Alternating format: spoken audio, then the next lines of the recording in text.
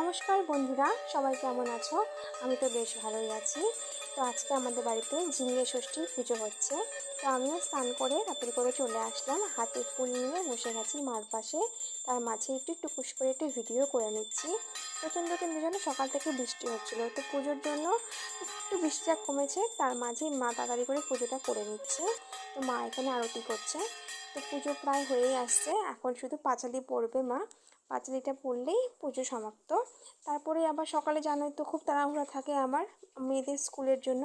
অর্ধেকটা রান্না করে চলে এসেছি স্নান সেরেই, যেহেতু পুজোটা আছে। তার মধ্যে বৃষ্টিও পড়ছে প্রচণ্ড।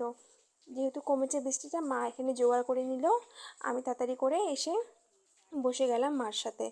তো পুজোটা হয়ে গেলেই তারপরে আমরা ভিতরে রান্নাটা করতে পারবো, কারণ পুজোটা হওয়ার পরে না, এই যে দেওয়া আছে যে ঝিঙে ষষ্ঠী, ঝিঙের যে চাপড়িগুলো সেগুলো নদীতে ভাসাতে লাগে। তো দেখো তোমরা আমাদের বাড়ির পুজো কেমন লাগলো সবাই বলো কিন্তু।